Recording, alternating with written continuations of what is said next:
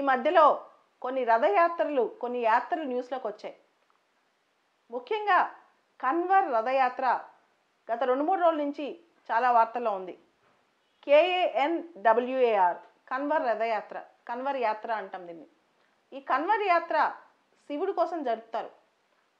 దీని గురించి Uttar Pradesh chief minister, Haryana chief minister, Uttarakhand chief minister వర్చువల్గా ఒక మీటింగ్ పెట్టుకుని కరోనా వైరస్ దృష్ట్యా ఈ రథయాత్రని పోస్ట్పోన్ చేయాలని డిసైడ్ అయ్యారు. సాధారణంగా జూలై మొదటి వారంలో కానీ రెండో వారంలో కానీ శివుడికి ఉత్సవాలు జరుపుతారనమాట. కన్వర్ రథయాత్ర అంటాం దీన్ని. వాన చినుకులు పడినప్పుడు తొలిచూరు వచ్చే వాటర్తో గంగానది జలాలు, స్వచ్ఛమైన గంగానది జలాలు తీసుకుని ఆ పిలిగ్రిమ్స్ నడుస్తుంటారు.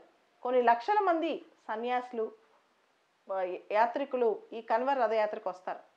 సో ఈ కన్వర్ యాత్ర ఈసారి పోస్ట్పోన్ అయిపోయింది.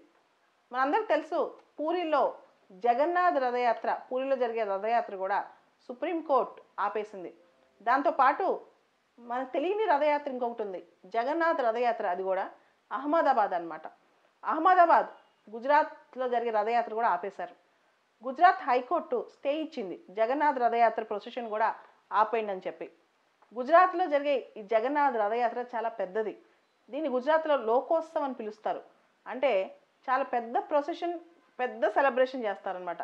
అది ఒక ప్రజా పండగ, పబ్లిక్ ఫెస్టివల్ లాగా చేస్తారు. ఇండియాలో ఈ అహ్మదాబాద్లో జరిగే జగన్నాథ్ రథయాత్ర 3వ అతి పెద్దదంట. ఫస్ట్ పూరిలో జరిగే రథయాత్ర, రెండోది కలకత్తాలో జరిగే రథయాత్ర, మూడోది అహ్మదాబాద్లో జరిగే రథయాత్ర. సో ఈ మధ్య లాస్ట్ 1 వీక్ నుంచి పూరిలో జగన్నాథ్ రథయాత్ర గురించి, అహ్మదాబాద్లో జగన్నాథ్ రథయాత్ర గురించి, ఉత్తరప్రదేశ్, ఉత్తరాఖండ్, హర్యానాలో కన్వర్ రథయాత్ర గురించి వరుసగా న్యూస్లో వస్తుంది. యూపీఎస్సీలో ఈ ఫెస్టివల్స్ గురించి క్వశ్చన్స్ చాలా అడుగుతారు. 2 years బ్యాక్ కుంభమేళాస్ బాగా న్యూస్లో ఉన్నాయి, ఇప్పుడు రథయాత్రలు బాగా న్యూస్లో ఉన్నాయి. ఒకసారి ఇవన్నీ చూసుకోండి.